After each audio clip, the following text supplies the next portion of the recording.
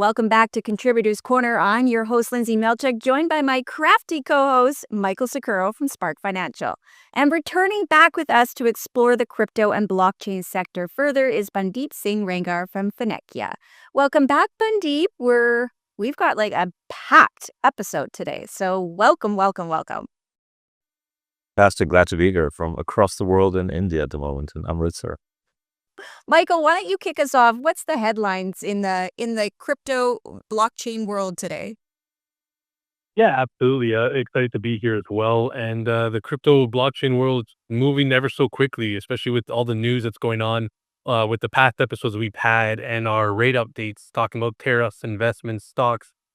Everybody's all over the place when it comes to the investment world. And the spotlight is still on the crypto space, given, we're looking at that bull run.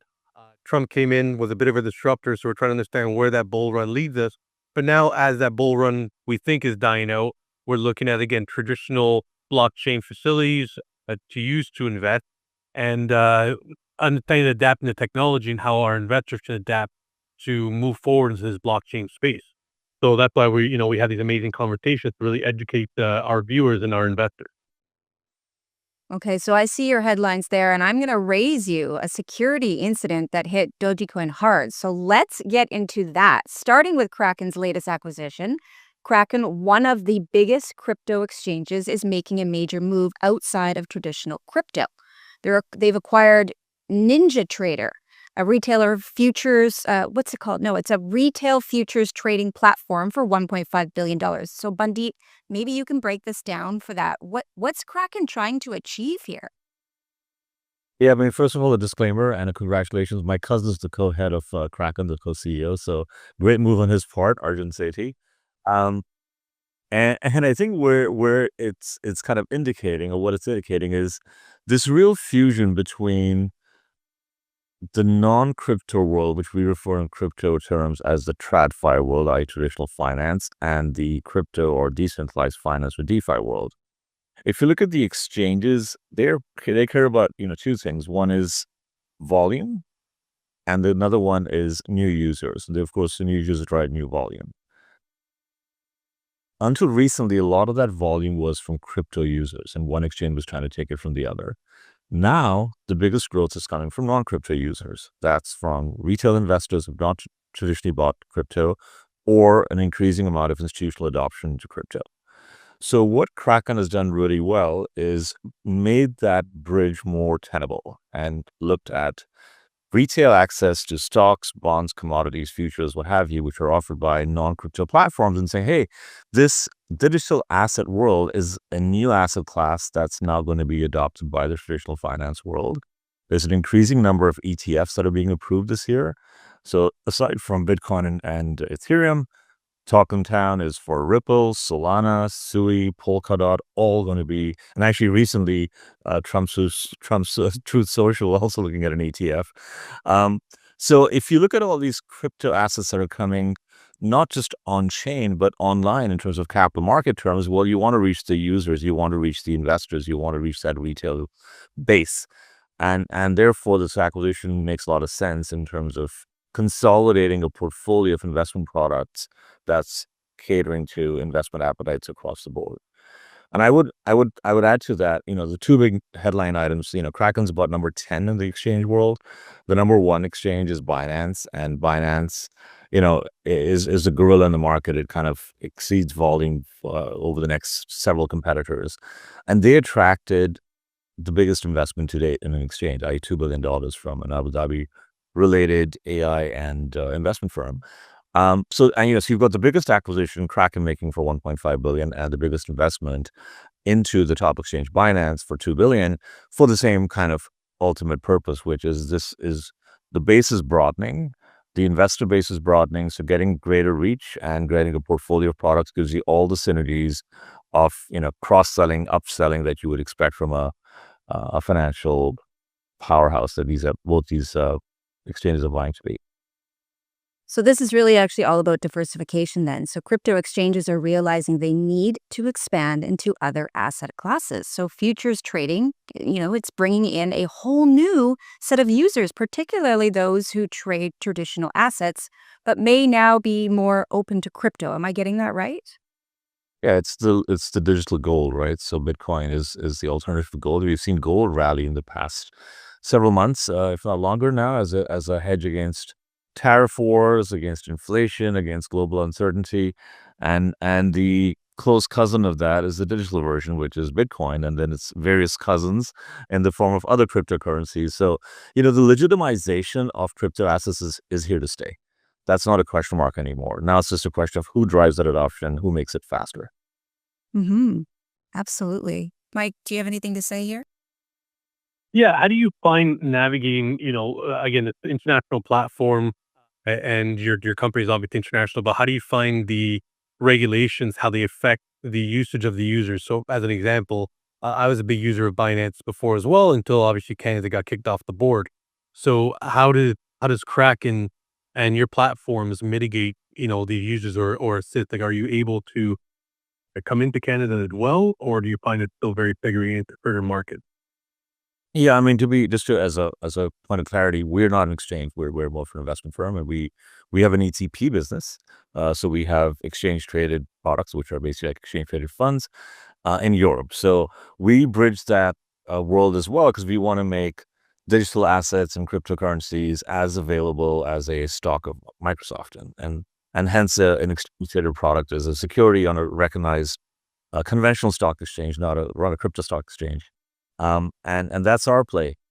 The point about regulation and legislations are really, to the point there, Michael, because what's held adoption back has been regulatory uncertainty, and worse, regulation through enforcement. And until recently, there was a risk in going out there because you would take a risk of offering a new product, not knowing which side of regulation you would land on. And the only way you would find out was when there was some kind of order from the SEC landing at your desk, which had consequences for you, fines or worse. And Binance certainly experienced that in the form of CZ, its founder, serving 3 months in a U.S. prison for that reason. Now, Right. what's happened subsequently is a lot of those cases by the SEC have been dropped since Trump's presidency has taken shape. The most recent one being against Ripple, and new workshops, hearings are taking place from the White House to subcommittees to get industry views and shape new legislation. The Genius Act in the US, the stablecoin legislation, all provide regulatory certainty. And businesses, crypto or otherwise, love certainty. So for us, this is an opportunity to really start um, paving the way for a future where there is absolute clarity on what a token is. Is it a security? Is it not? There's now some challenges by Democrats to say a meme coin should be treated as a security and they should not be promoted by politically involved persons. And that's, a way to kind of rein all this activity in from the unregulated landscape to something that's more government oversight. There's a whole different debate about how much regulation we need, but I'll stay away from that right now. But across the board, if you look at Europe, there's MiCA, the marketing and crypto assets regime, the U.S. ones I just mentioned. The U.K. is looking at its own versions of crypto legislation. Same in Japan, same in Hong Kong. There are now licensed exchanges in Hong Kong, the Mass Authority in Singapore, and in the UAE, where I spend a lot of my time. There is VAR in Dubai and Abu Dhabi, General Markets in Abu Dhabi, and RACDAO and Ras Al Khaimah, all creating frameworks for legal propagation of crypto assets, and that's encouraging. Okay, so with Binance, going back to that, I mean, that deal that they did, that was a big deal. I mean, they're the first major institutional investment, that made that all come together. So what does this tell us about institutional confidence in crypto right now? I mean, the one thing I can say about Binance is a very, very great chance of Binance getting a lot more legitimized in the US and hopefully soon after in Canada. There's, talk about even an investment potentially from some affiliates of Trump into Binance. So I think, leaving aside that particular nuance, the fact that it gets legalized and not just legalized, but promoted in the biggest economy in the world sends a big signal out there. So I do think that is what people are seeing on the horizon for Binance. It is the preeminent exchange in the world. So a $2 billion investment is, and it's kind of like was a Digital Sky that invested in Facebook at a time when it was just coming out of its murky water. So it was a bit of a watershed moment for Facebook and the social media industry. I kind of see this the same way for crypto exchanges. Okay, so at the same time, though, Binance is still facing, like you said, those regulatory issues in the US and Europe. So, Bundeep, does this investment help them push through those challenges then? Yeah, I mean, I think the uncertainty in the US is reducing and is likely to go away. In Europe, it has to do a lot with um, coins that are offered that are not MiCA compliant, especially stable coins, right? So that's where they're where they have to sort of keep in or keep out certain coins. So, for example, Tether, the biggest stable coin, is not going to be offered on major European exchanges, while Circle, which is now the European MiCA compliant version, will be offered. But does that mean Binance or other coins will not be compliant? No, they're going to work in that direction because it is the second biggest market after the US.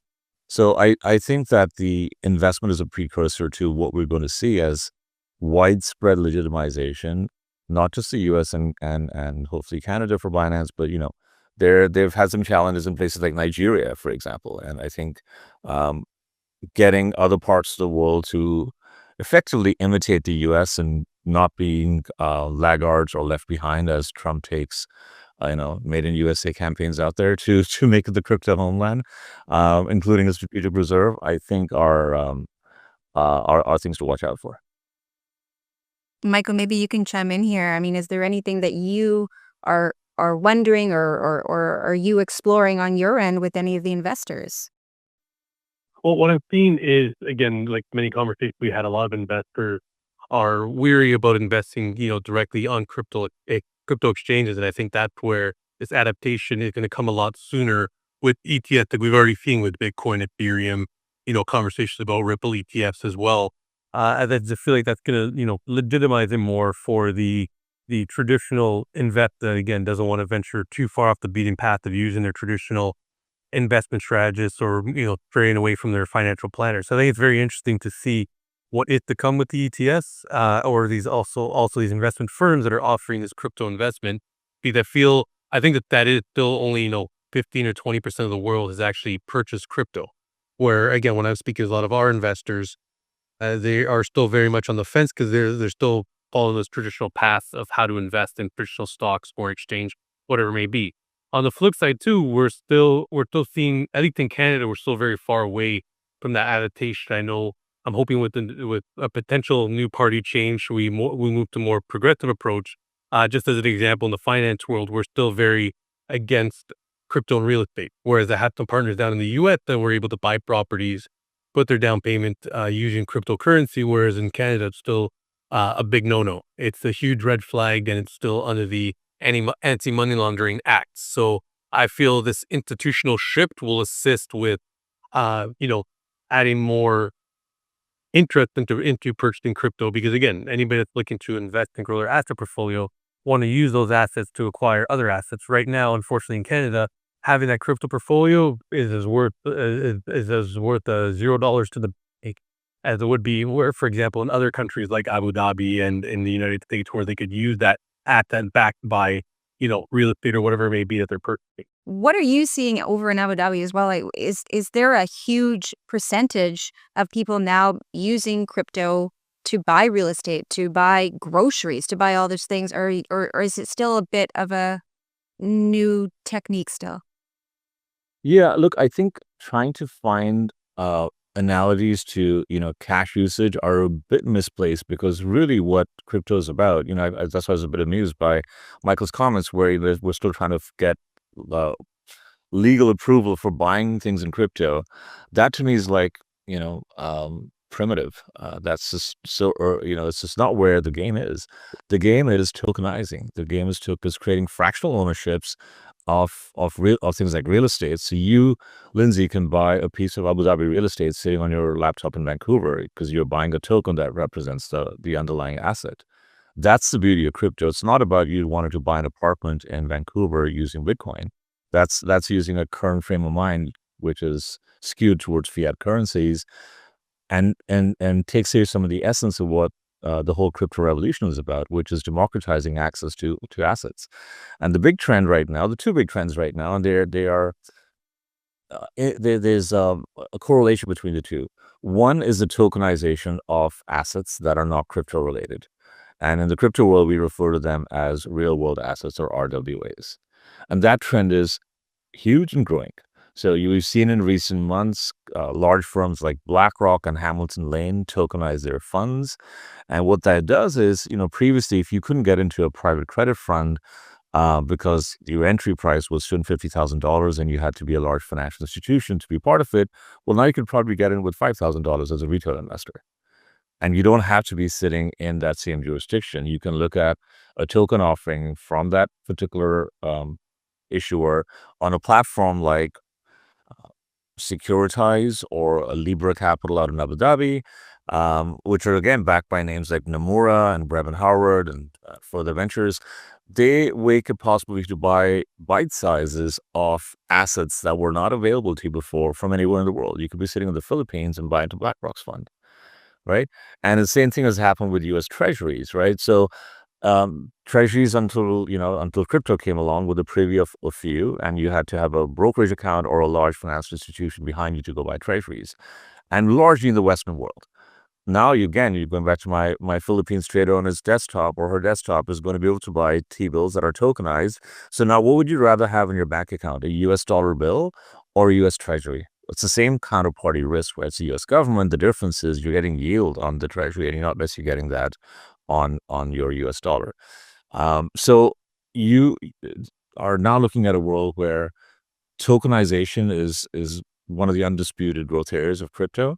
Now, tokenization is one part, but you have to price these tokens, right? I can't necessarily price real estate in Vancouver and find a way to price it in a real estate property in London unless there's a common currency. If I price it in Bitcoin or Ethereum, this is too volatile.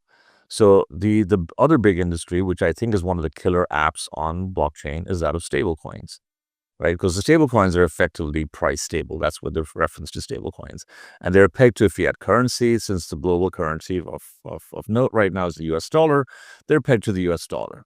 So you could buy now a piece of real estate or a token of real estate anywhere in the world, knowing that you're paying in US dollar terms, so your volatility is limited to the US dollar volatility. To give you an idea, Lindsay, the biggest issuers of U.S. Treasury bills are large stablecoin issuers. The two big players are Tether and Circle. Tether generated $13 billion of profit last year, effectively about the same, if not more, as Goldman Sachs. And Tether did not exist as a company until 2015. Tether, off their what they do with the cash is they go and buy treasury bills. So 72% of their holdings are U.S. treasuries. And they hold about $113 billion of U.S. treasuries, which, by the way, is more than what Germany holds as a sovereign country of U.S. treasuries. So it just shows you the purchasing power. These non-fiat states are replacing U.S. debt holders in that league table in ways that are unprecedented.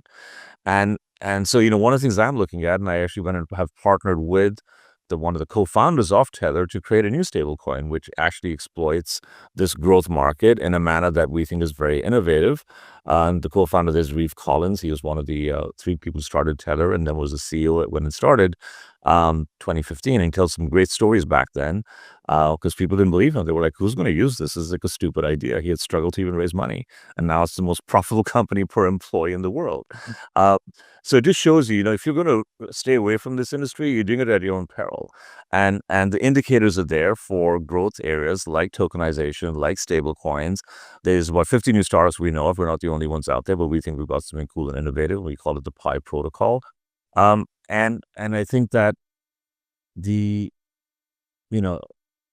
nuanced play of can I buy a piece of real estate with a Bitcoin, or I think Pierre Poilievre in Canada famously bought a hamburger with a Bitcoin or certain subset of a Bitcoin at some point. So hopefully he's crypto friendly in that regard. But it's not necessarily about being able to buy groceries with Bitcoin or something. It's about being able to own a portfolio of assets which are not available to you or have not been available to you so far, including real estate that you can now purchase and put in your portfolio and do it through an on-chain activity transacted in stable coins. One other data point here. Last year, the total stable coin transactions values were $27 trillion. 40% of all on-chain transactions that take place in stable coins. These are not numbers to be laughed at. Yeah, absolutely. I completely agree with that. Okay, so Binance secures major funding. Kraken expands into futures. Clearly, the crypto space is evolving fast. But let's zoom out and talk about something that really keeps these networks running, and that's nodes and validators. So, from what I am aware of, for those that might not be familiar, let's break it down. Bundeep, what exactly is a node and what exactly is a validator in the blockchain world? Sure. So the first iteration of cryptocurrency was the Bitcoin. And Bitcoin, people are largely familiar with something called Bitcoin mining.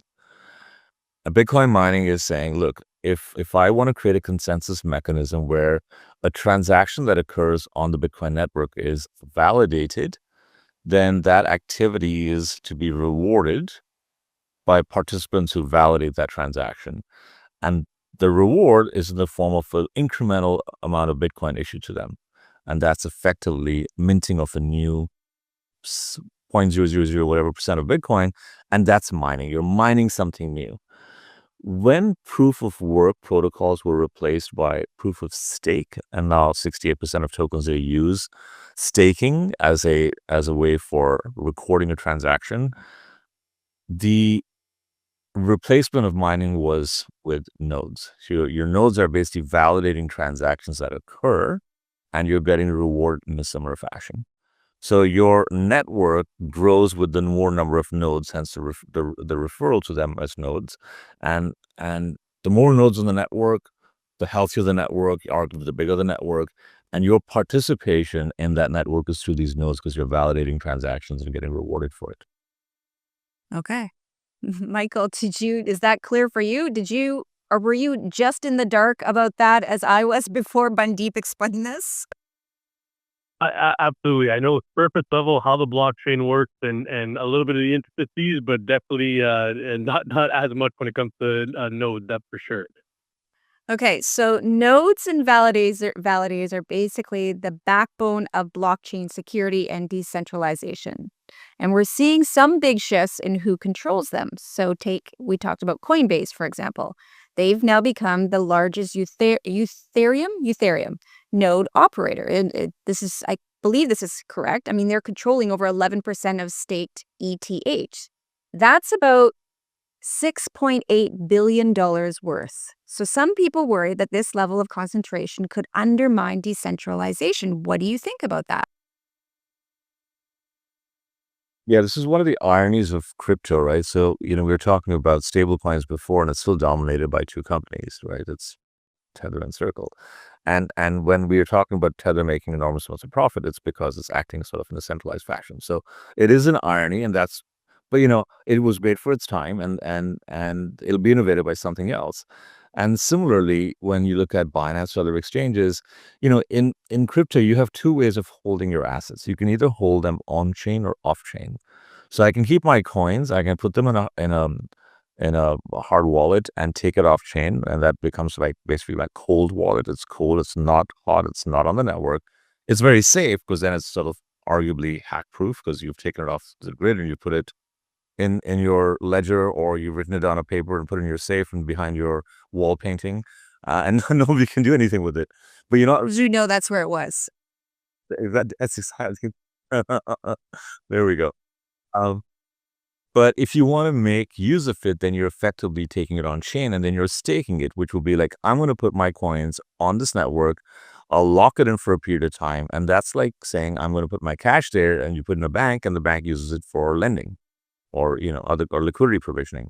So in the similar fashion, when you put your um, on-chain currencies on on-chain activities for financial transactions, you lock it away for a certain period of time. And that staking activity is what you get rewarded for. So, do you want to make money from your money? Yes. Is there, each protocol has different layers of staking rewards and fees that you get. And then if you go further in things like lending, borrowing, collateral provisioning, liquidity provisioning, that's decentralized finance or DeFi, your rewards get even higher. So you can, really look at your assets being, you're sweating your assets in your favor from either deployment and staking pools or DeFi protocols, and that's a really active um, revenue generator. Now, companies like Binance, and you said, they have a free bought hold. Well, they are basically providing that service, and they'll also own a lot of coins themselves, and they will make money off it. So, is 11% of the entire supply a big number? Probably yes. In some ways, probably not. It's not 29% or 81%. It's still, you know, if when we're looking at conventional financial regulations, when the bank looks at or a financial institution looks at who's the ultimate beneficial owner, or UBOs as they call them, one of the thresholds is who owns more than 10%. And the next threshold is typically 25%. So yeah, Binance is in that radar zone, but it's not in the control zone. Okay, so on the flip side of that, we have Algorand. Now, they're seeing explosive growth in validator nodes, up to 74% in just over a month. That's a strong indicator of decentralization, yes? They are a great example of, this propagation of nodes, and that's happened to a lesser extent with Solana, in terms of, distribution of nodes and revenue generated, to some degree with Sui. And on the flip side, you mentioned Dogecoin's security hack. Well, the flip side of that was the number of nodes shrunk, right? Because people have less faith and they have more concerns. So you don't want to be a validator if you think that you have some risk and exposure. So it really is a good barometer of, we were chatting before this call. I look at them as leaves on a tree. So the more leaves on the tree, the more you're going to be trapping carbon dioxide, generating oxygen, and the more chlorophyll and the more nutrients for that tree. Your tree is the coin or the protocol itself, and that grows. So the fewer leaves, the less oxygen and photosynthesis is taking place, and a less healthier tree. Okay, I got it. Yeah. Michael, do you want to chime in here and say, anything that's going through that mind, because it looks like you have a lot going on in there. I'm taking it all in. That's for sure. Well, it's just interesting, having a conversation about decentralization, because I'm always going to bring it back to, the Canadian economy, which, as we discussed already, has a different approach to this. And what's funny as well is a lot of Canadians are having issues right now with their accounts when it comes to Crypto.com, Coinbase, and Uniswap, due to the decentralization, that their funds are actually going on hold. I actually have a client right now, to your point, actually sold a property overseas, received the funds into one of these larger exchanges, and the money's on hold now for 90 days, which is completely screwing him up, given the fact that, again, Canada's, all over this, when it comes to decentralization, not able to have this control. And it's just very interesting, again, talking about, well, we first started this conversation off with these investment firms that are sort of regulating a bit more for these investors, because, again, we're just at a slower growth at the how we're adapting to cryptocurrency, which, again, like you said, it made total sense where you're staying. If Lindsay wants to buy a condo in Abu Dhabi from Vancouver, we should be able to. If someone wants to buy something from the UK and Canada, they should be able to, as it's a decentralized coin. It's an e transaction, could happen within minutes. So the fact that we're still, having these issues in Canada, I can see where it slows down our market, but brings in a larger market for companies such as yours that are creating this investment firm for individuals to actually want to invest. And especially with our new election, we're looking at different ways of cutting taxes, bringing on new taxes, whatever it may be. When it comes to an investor that wants to invest in your portfolio, how are the tax regulations? Because, again, you brought up staking, which is actually another issue here, because we're bearing interest on what we're earning on our ETH. So, for example, like some of these platforms that you can take your Ethereum for 12% annually, whatever it may be. And again, that causing issues here now, because there's no, we call it T5. It's for per our investment tax, how we get on it. So how does your investment firm or other investment firms mitigate that as well? Like, what are you seeing with Canadian specifically? I get it, because majority of our listeners are Canadian investors, and I'm sure that's one piece that they're always looking to understand how the taxation works when using the countries outside of Canada. Sorry, the companies that are outside of Canada. Yeah, sure. There's a lot packed in there. Let me see if I can try and unpack this. Right. So, um, Right. I told you the wheels were turning, Bundeep. I saw them turning. I'm just always thinking tax. It's the biggest conversation for all of our clients is, how to mitigate tax, how to pay the least amount of taxes, how to pay the taxes properly. Because there's so much that's up in the air right now in our economy when it comes to taxes, especially on capital gain. yeah, and potential changes to capital gains regulations too, right? So, I always joke and take this with a pinch of salt, but when I meet someone from Canada, obviously I grew up there. I'm also Canadian, although no longer lived there now for the past 20 years. And I'll say, what do you do? And they'll be like, well, I do XYZ. I'm like, so what month is it? They'll be like, July. I'm like, no, you're a public servant. Because as far as I'm concerned, until about July, August every year, every person is paying the entire money they made at that point to tax to the government. So you're basically you're a public servant until that point.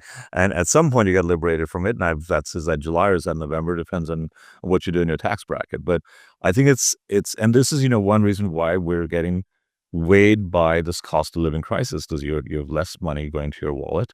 And I think the economies have to find a way out of it, and crypto potentially offers a solution. Now, let's also take the other aspect, which is creating opportunities. We consume data, products, and services from across the world, sometimes without even realizing it. Like, your laptop, your studio facilities here, Lindsay, will have components made in China, made in Taiwan, made in Japan, and we absorb them and on an invisible basis every day in and out, not to mention food that might be imported from other parts of the world. So why should not we be able to buy into those income generating assets that are sitting overseas in a very democratized fashion? And that's really what tokenization is about, right? If I know there's value being created by the semiconductor industry in Taiwan, well, I should be able to find a way to participate in that by buying a fractional ownership through a token. That's really what this is driving at. And real estate's the most obvious example because people can relate to it, but it can be extended beyond it. So for us, looking at things globally is to provide that macro global view of where such assets are being offered on chains that you can participate in that regardless of where you are located, because you're consuming that every day. Your car probably has, 16 different countries as suppliers, from Australia to Brazil, without even knowing that. So why can't you buy into Australian or Brazilian assets? That's really what we're trying to make available. Now, taxation is tricky, obviously, and we don't obviously offer any tax advice. Nor do we position ourselves to be any experts in that space. We leave it to individual people because that's their tax treatment. Right. If there's a yield bearing activity, typically the yield is then paid out in the same coin. So it's your coin entitlement, or your rewards go up. So is that now an interest payment, or is that a capital gains? Again, depends country to country. But if you convert to fiat and you take it out, you could argue that's an interest payment. If it's if it's accumulation of your capital in the same currency that you bought into, then you can argue your actual capital base is going up. So it's a capital gain. Interestingly, in Europe, interest payments for a lot of things are tax exempt. So they might take a treatment towards treating this as monthly or quarterly interest payments, and therefore making it more tax favorable. Some other parts of the world, it depends on how long you hold them for. Malta, for example, if you hold things for a year or more, then they're much more tax friendly. And other parts of the world, like the UAE, there's no income tax, so you don't really have an issue with that. So, you really are trying to optimize from your own personal tax base. The one advantage that at least Canadians have versus Americans is we don't have global taxation the same way. So, if you're keeping assets overseas and you optimize it, or you're not a Canadian tax domicile, then you have a better way of managing it. So, I think Canada has a great opportunity to do a few things here. One is create more favorable regimes for it. Just like the e-commerce industry, 20 years ago, there was a framework that allowed for retailers not to be taxed. The U.S. made it very clear they want to encourage this new nascent industry. So if there is a way to encourage investments in this asset class without the same tax burden, you naturally see a flow that way. It's like the um, tax-free savings allowance that people have. It's the same idea, right? The TSFA accounts that people use for normal stocks will have a version of that for crypto.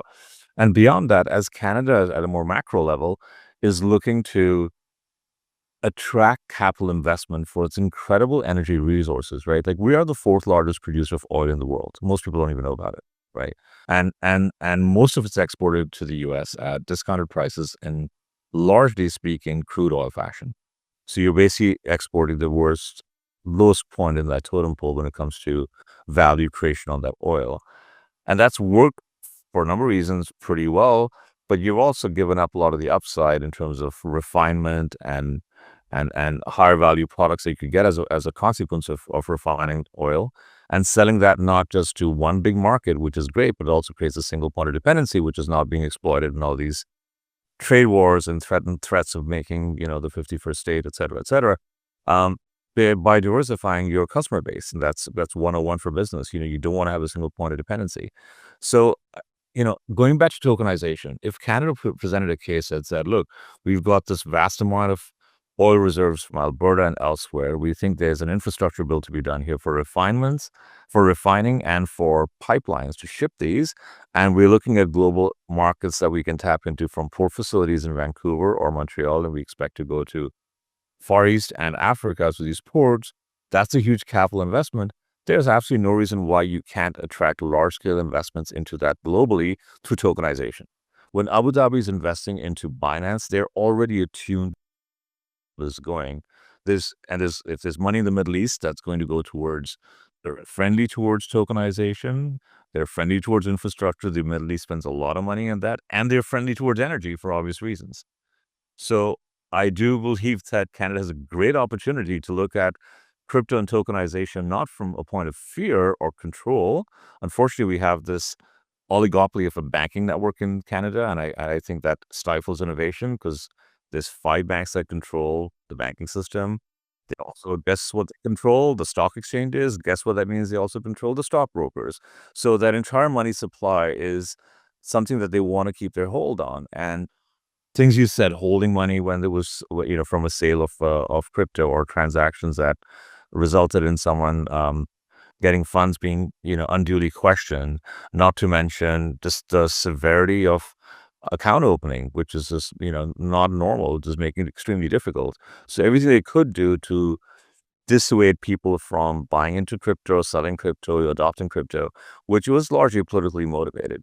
And I wouldn't be surprised if some of the things that are happening in Canada have less to do with pure economic sense and have got to do much more with political motivation. Because and what I'm suggesting is it should actually be the other way around, because given what Canada has to do in the current geopolitical situation and the tensions around it, we want to unleash our economy. We want to make this a formidable economy. We're the fourth largest producer of oil in the world. We're resource rich from potash to hydroelectricity. That unlocking becomes a lot more possible by attracting global capital flows through a new form of finance, which is decentralized finance and tokenization. And that should be something Canadians and the Canadian political system and those powers to be who write legislation and regulation should be encouraging rather than discouraging. That's my political Right. spiel for. Absolutely. Well, we definitely unpacked a lot here, and we'll definitely be tracking these developments. Bundeep, thank you so much for joining us. And Michael, again, thank you for always being the crafty co-host that you are. Bundeep actually will be on Contributors Corner with us once a month talking about all things crypto and blockchain. So be sure to bookmark stockhouse.com to follow along. As always, these conversations are packed full of useful knowledge for your portfolio decisions. Remember, these are the options of our own with vested interests in particular assets and companies. Always be sure to speak with your financial advisor and know your own risk tolerances. I'm Lindsay Melchuk from the studios of Stockhouse Publishing. Tune in next time, and thank you for watching.